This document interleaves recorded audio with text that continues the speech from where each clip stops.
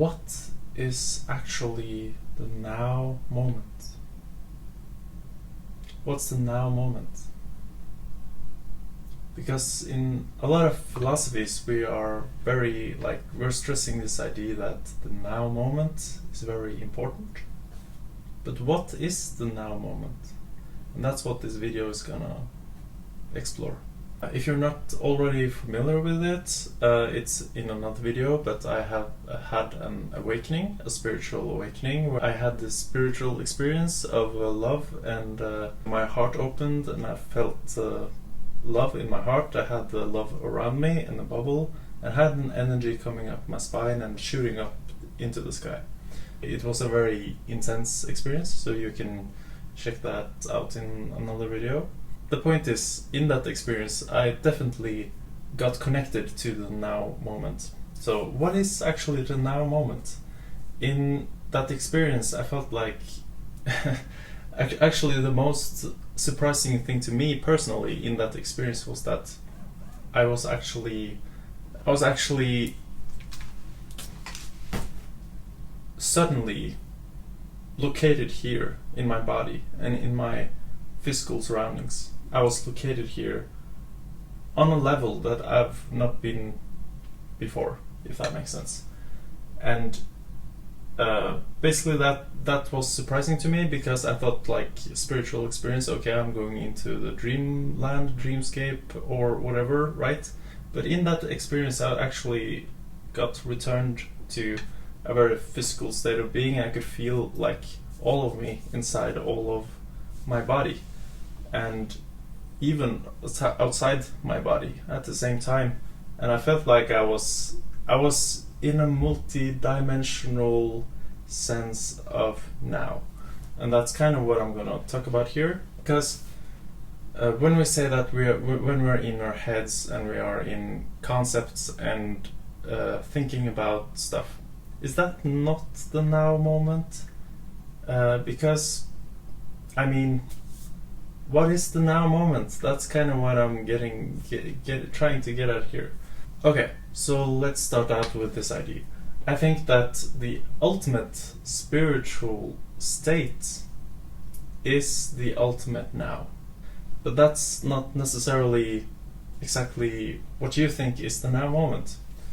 Because how we define the now moment as humans is not the same now moment as the spiritual now moment. And here, like, it's gonna make sense. Trust me, it's gonna make sense. And by the way, I'm kind of maybe I'm biased, so just to put that out. So this is just to listen to with an open mind, and it's not to dismiss the physical and sensing experience, essentially. I think we look at sensing experiences as real, and intuitive and spiritual experiences as basically not that real, and I want to challenge that idea, so keep with me. When you feel a dream happens now, like when you are in a dream, right? You're sleeping at night and you are in a dream. That does really feel like the now moment, right? It even feels like reality to you in that moment. Why do we think differently about that when we are awake here, like humans? Why can't we see this as a dream, essentially? And that's also an idea that is very pronounced in spiritual communities. It's called often is called Maya, which means that the world that we see and can sense is an illusion, right? It's a dream. It's a dream, just like the dream we have when we sleep, except the dream is kind of in another dimension. So this dream maybe is more of a collective dream, if you want. But the point is that when we are dreaming, we feel that this is the now moment, right? We feel it's the now moment, and what is really cool about that is when you are in a dream, you actually don't worry that much about your future and about how you're gonna die and all these problems we have in real life. We can kind of forget them for a while. And while we are here in the physical reality, we kind of suddenly remember all of our past as this human and what's going on in the world and so forth. And suddenly we are going to worry about things, about problems, about death, for instance. So what I'm saying is that this makes us negative about what is going to happen in the future, right? Because we have this sense of a predictable future. So in this real life body experience where we have like human bodies and stuff, we are quite intellectual and kind of predict the future fairly well. And that combined with this fear and anxiety of survival that we have as animal beings, it becomes a problem when we are as intellectual as we are.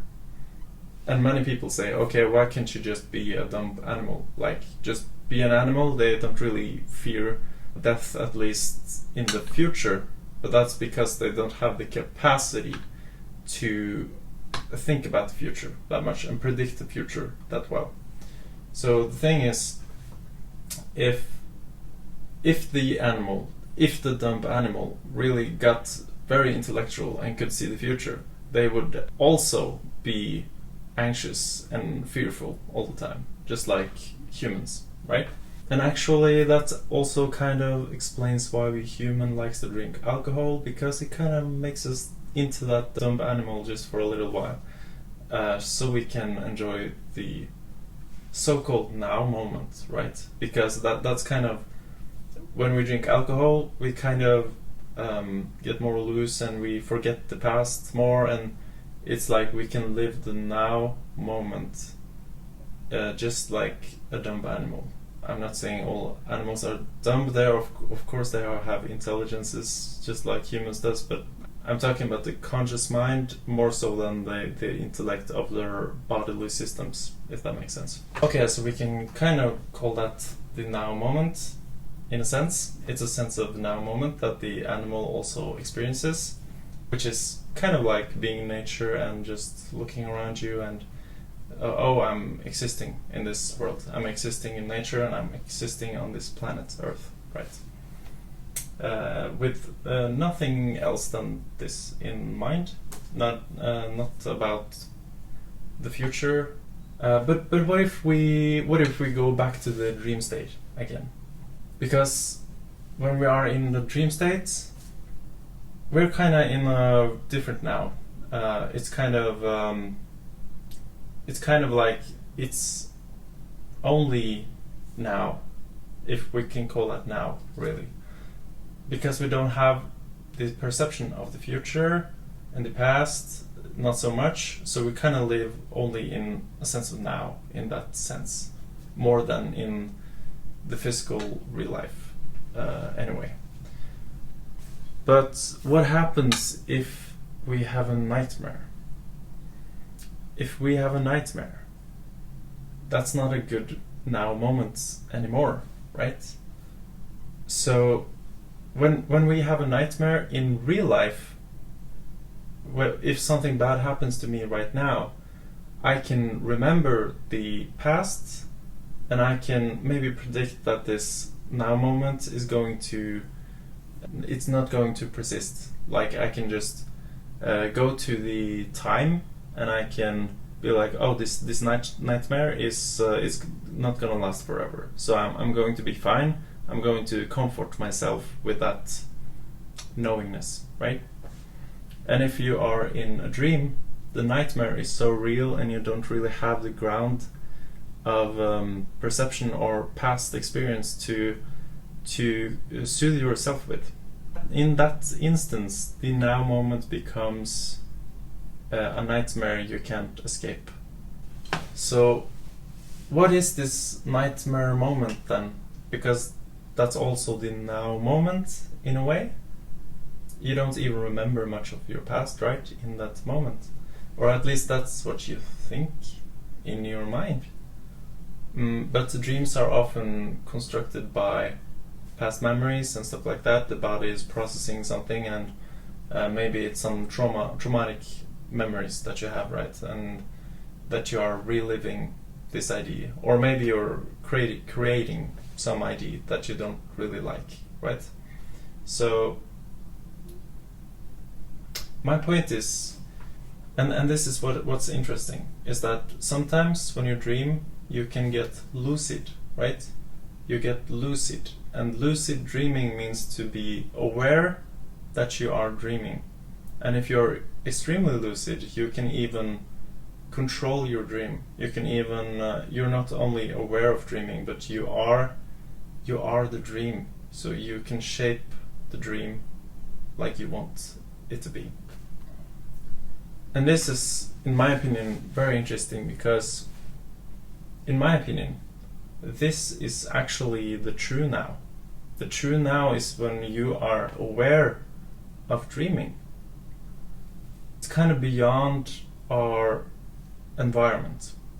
The true now is beyond our environment. And what do I mean by that? It's like a spiritual state of being, and it's like a Digimon, essentially, when it's evolving. So a Digimon, or a Pokemon if you will, when they are knocked out of a battle and the environment is essentially too strong and too nightmarish to handle, right, for that Digimon or Pokemon. What's often happening in those instances is that the Pokemon or Digimon is starting to evolve themselves. They're starting to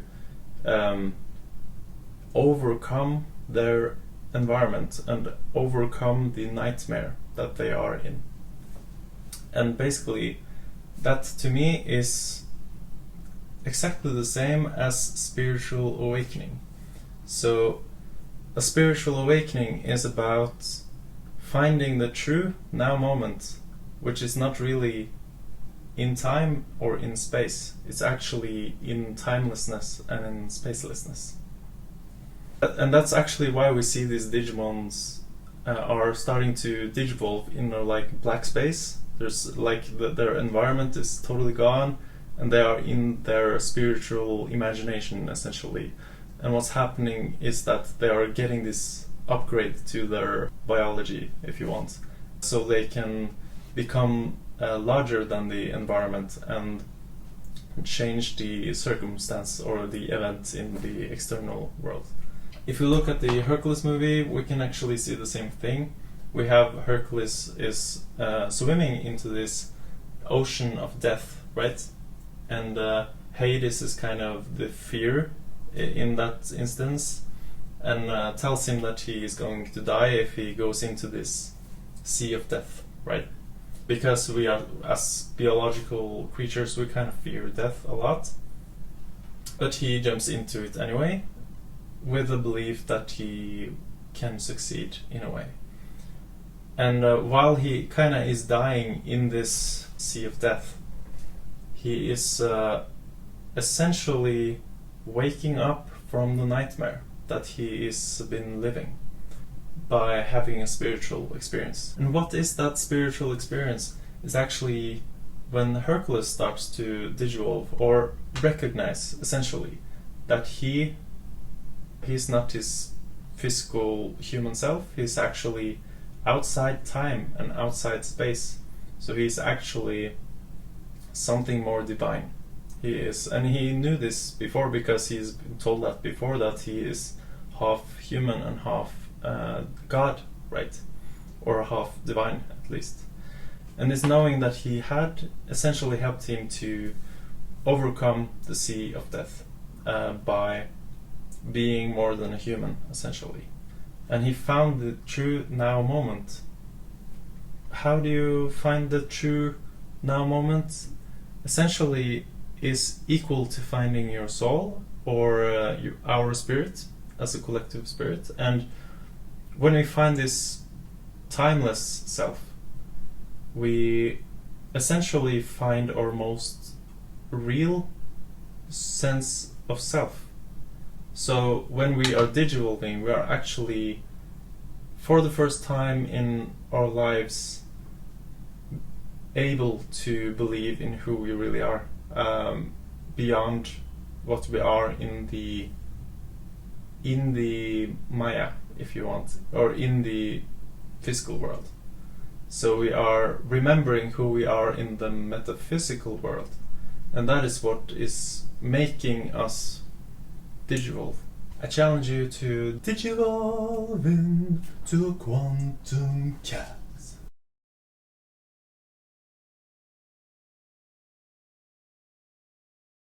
So what is basically happening here in this like awakening, if you want, is that you basically start to dream the dream with your creative powers, with your soul. You start to use the soul or the spirit, if you have help from other spiritual beings or other souls, right?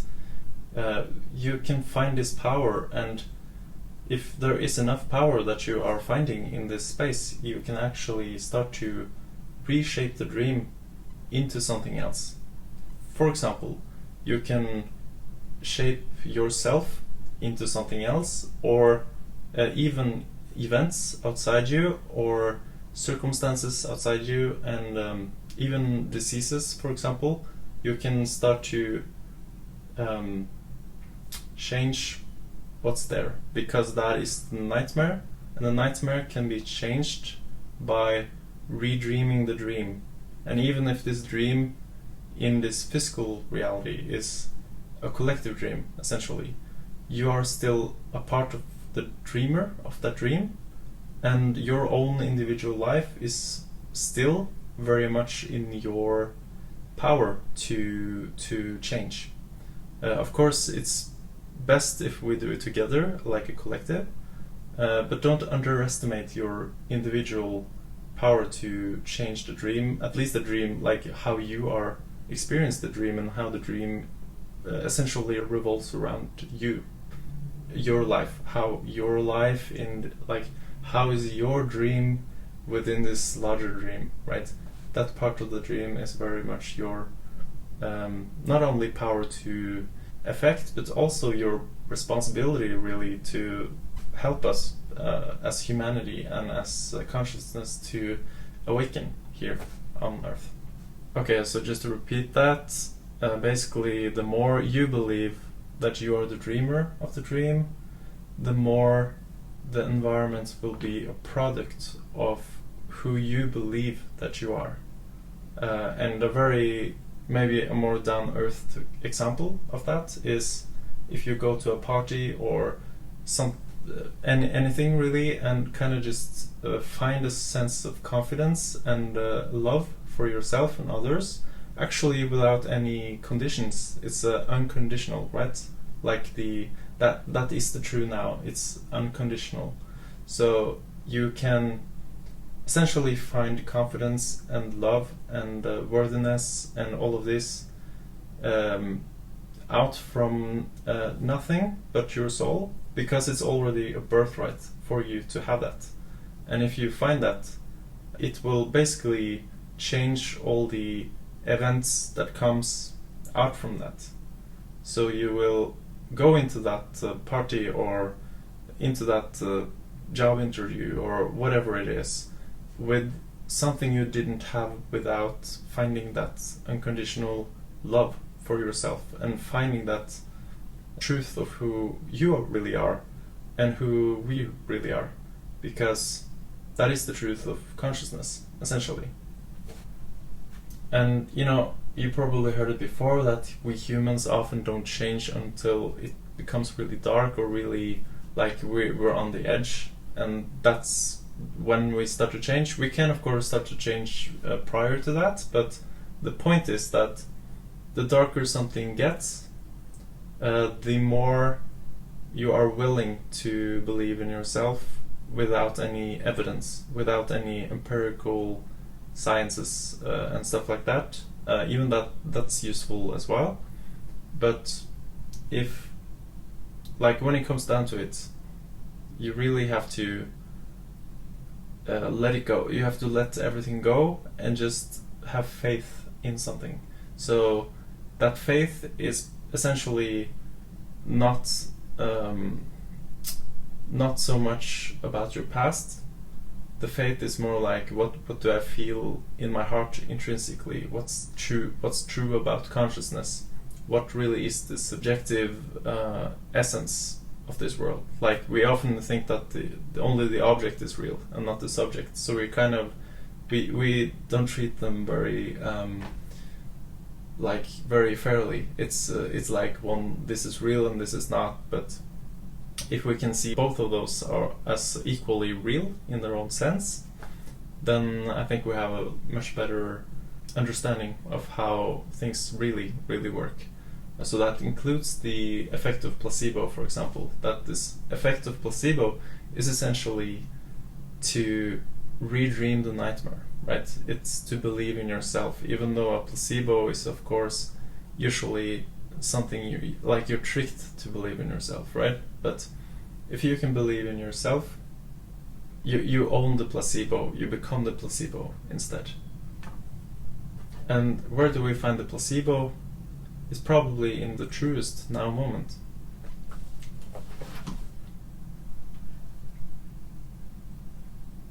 Okay, so similarly to the idea that I've been explaining now, in this human reality we have the same capacity to wake up and to become lucid. And that means to become enlightened and to really see. And it's kind of opposite from the Enlightenment period, because in the Enlightenment period we were empirical scientists trying to get light on stuff by being able to measure it with the dream itself, right? With equipment here in this reality, so we can clearly kind of see what's going on and stuff like that. But that's not necessarily the true now. And if in the true now, in my opinion, is where we find the true light, the true enlightenment, right? Which is in the subjective place. So if you look within, you can find this timeless sense of self, which survives after we die, and it's basically love. That's what I felt in my experience. I was full of love and bliss, and I felt like I had angels around me, and I even had, far up in the sky, I even had a feeling of this network in the heaven above our earth. So actually my spirit, I gotta say that my spiritual experience was actually maybe not in the true now that much, but I think it was both. I think it was in the true now and in the kind of artificial now, because I felt really present also as a human being and on earth and in this time also.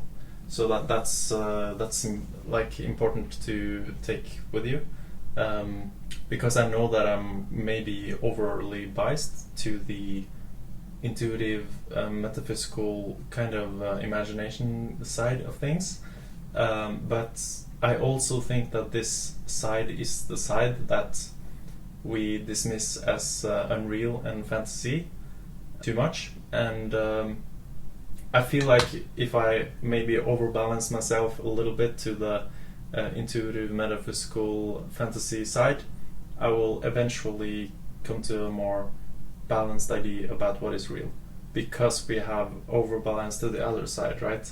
So if I try to aim for 50-50, I believe that it's actually not going to be 50-50 because I'm a human, because I'm overly biased in my humanness to be essentially in the artificial now, right? Which is not the true now that I'm really talking about. So that's something to consider. So what I'm talking about is basically heaven on earth, right? It's to make earth lucid, and if we make earth lucid, it will know that it's dreaming, and if it knows that it's dreaming, it's going to create a better dream, and we're going to have heaven on earth literally, because it means that we will create this experience into what consciousness always wanted it to be. because it means that we're no longer owned by the dream, but we are dreaming it. And if we can dream this dream together, we can make this artificial now or artificial human experience into something that's probably better than heaven is. What I'm trying to get at here is that the artificial now, because you probably wonder what is it talking about? The artificial now? What? Okay, what I'm saying is that when we are humans and we feel like this is the now moment, or animals for that instance, we are perceiving everything through our senses, right? We are seeing and touching and feeling and tasting and all of these wonderful things, really. But all of these mechanisms are essentially records of the past, if you think about it, because it's evolved from the past. It's evolution. It's the evolution of the biology and the human and the animal kingdom, right? And the nature even is essentially a record of the past. It's like a huge memory imprint. So when we actually look at nature and feel present in nature, there's only one way that can happen, and that's basically that you look at the past, because that's what it is. It's the current past, right? The current past is what you look at, and that's what we often call the now moment. But I'm trying to challenge that idea that that's not actually the now moment. That's a now moment of a past construct, and there's nothing wrong about that, as long as that essentially dream is a good dream. Then there's nothing wrong about it. In fact, that's what we want as consciousness, essentially.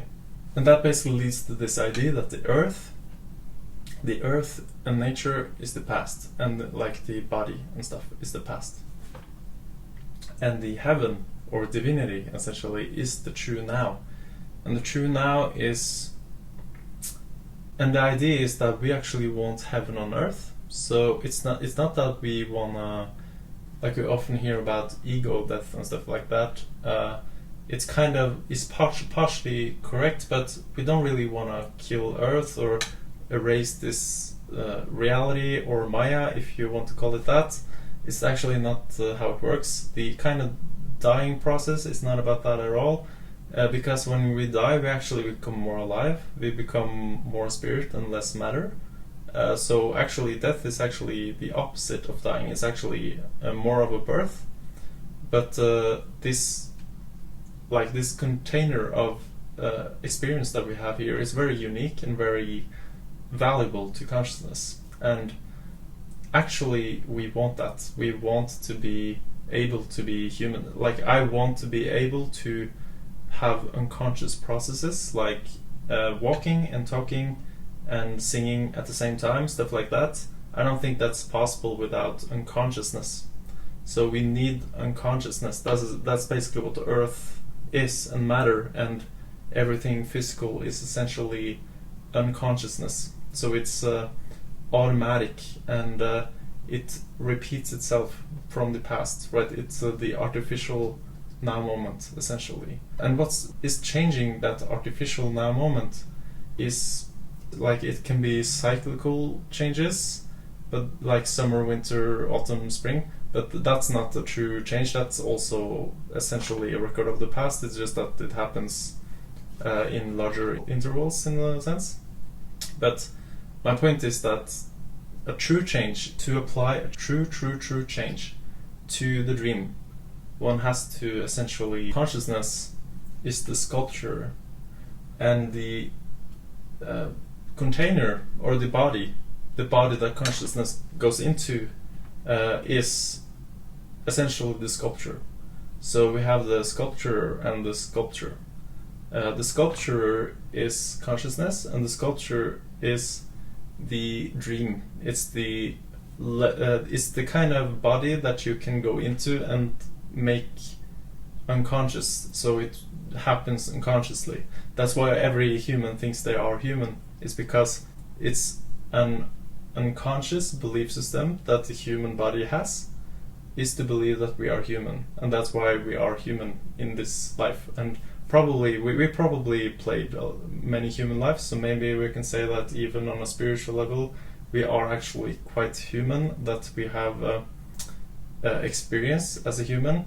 But I think it's wrong to assume that we are actually human. I think real consciousness is essentially creative imagination. It's creative, formless, and can be whatever it wants to. So the sculpture is basically Maya, and the sculpture is basically consciousness, or actually divinity or God. And that's kind of interesting, because you also have that God created this world in his image, right? So that you can kind of say that the sculpture is God or divinity. If you don't really, I understand if you don't want to assign the God label to like own soul consciousness, it's okay. But the point is that it's divinity. Like you are divine and I'm divine and everyone are divine in a sense, like as souls. And I also think we return back to souls, not into becoming a god, but I think we become souls after we die. But it's still the creative God power, right, that we are using to update a sculpture, essentially. So we have an image, and we can create the image differently than it was. So if the fish, for example, they must have done this to transition to having legs, for example. They reinvented this image by using their free will, God power, to imagine something else or will for something else, and then the universe kind of helped them to do that. And essentially this is an MBTI channel, so what I'm going to say is that SI is the down-to-earth experience, and SE, right, down-to-earth experience. This is the sensory human, very humanness experience, right? So if you're a sensor person, you have a very human way to relate with the world, in the sense that this is how humans always operated.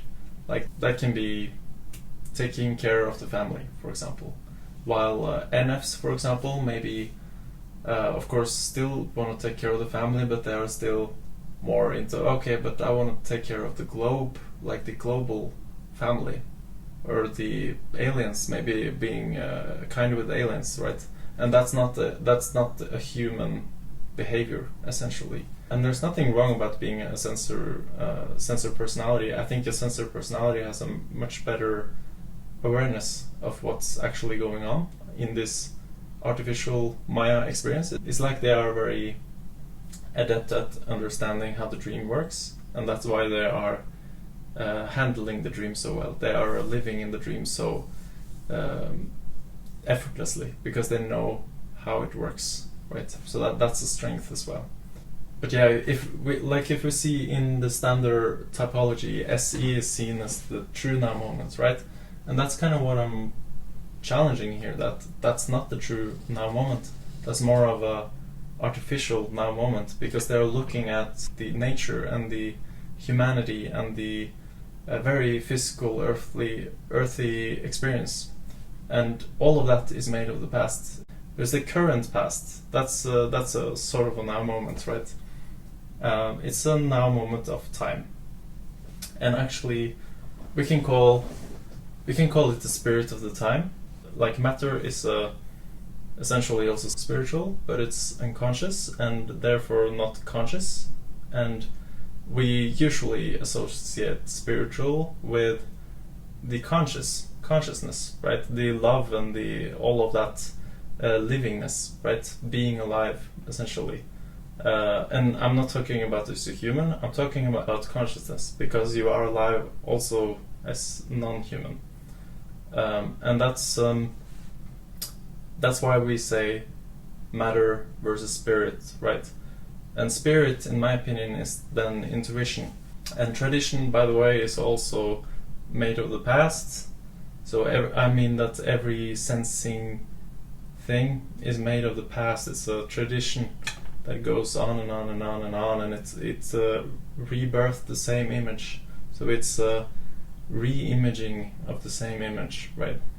Which is very useful for consciousness, and that's why we can stand on the ground. It's because it's stable, right? It's a stable image. While intuition is not a stable image, it's actually the opposite of a stable image. It's actually not an image at all. It's actually the creative force behind creating an image, if that makes sense. Sensing is essentially associated with the most solid images, and that's basically empiricism, right? It's the most solid reality that we can measure outside of our subjective self. So this is using the dream to measure the dream, so we can know what the dream is and how it works.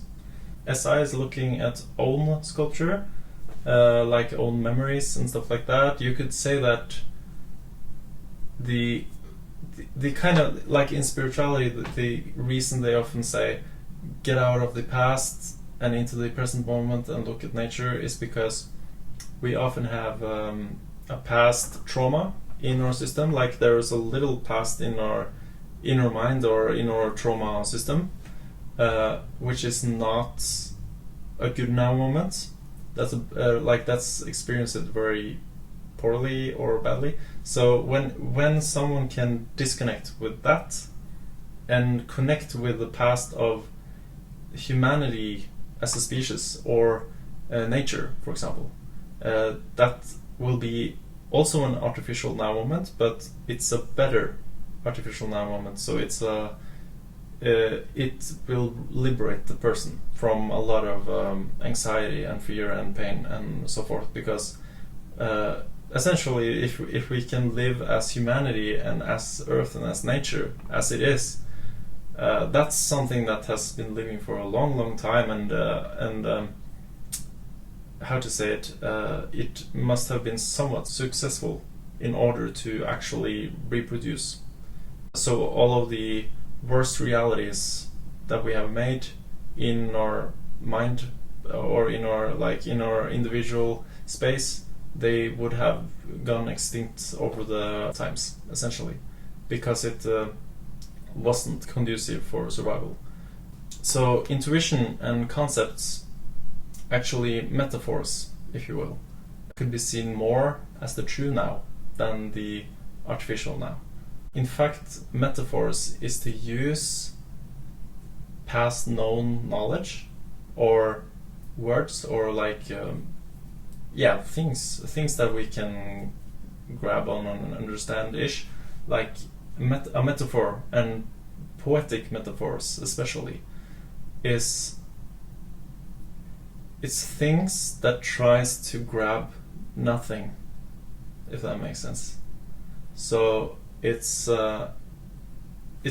we are using things to try to explain what's not a thing. We're using an artificial reality artistically to capture something that's not even here. It's not here because we are not in timelessness. We are in, as humans, we are in the spirit of the time, right? But as consciousness, we are always in the spirit of the depths, as Jung called it, actually. Just to mention that the future, how is that connected with the now moment? The truth is that the artificial now moment is made of the past. One can use that artificial now moment of the past to predict the future, because the past will have a momentum to it, right? You see where the ships are going and where everything is moving in time and space, and you can use that to have a fairly good prediction about what's going to happen in the future. So what we call the future is actually the past. So we don't really know what the future is. It's basically the past repeating itself. That's how we humans often think about the future. But the true now moment, the timeless now moment, if you use the creativeness in intuition, essentially by using that unconditional love and self-esteem and so forth, the future will change. because the future is then not made of the past. Is actually made outside of conditions, and that means you are creating the image differently than it would be otherwise. The real future is actually in the real now. It's not in the artificial now. Because a real future is, in my opinion at least, it's a future that we can't predict. It's a future we can only predict through the subjective belief, essentially. So the future is only changed through subjectiveness and belief, essentially. It's not that Earth in itself, or habits, or traditions, or these things are good in themselves, but they are sculptures that we can form into something good, and also into something bad. So try to make it into something good. But that's essentially, in my opinion, why consciousness is doing this. So yeah, you're gonna have your feet on the ground, but also you can have your head in the clouds. So if you have both your feet on the ground and the head in the clouds, that's essentially when things really can change. Because it means you're not disconnected from this artificial reality, and you're not disconnected from the spiritual, metaphysical reality, or timelessness, essentially. Alright, that's how I basically see the true now moment, or the artificial now moment, and both of them can be described alright as the now moment, I would say. And they are good in their own ways. We only need to be aware of both of them in every now moment, right? And then we can start to, digivolve and do the quantum getting that we want to do. Live in the artificial now as a human, and live in the true now as divinity, and then see what happens. I just want to say, digivolve into a quantum cat.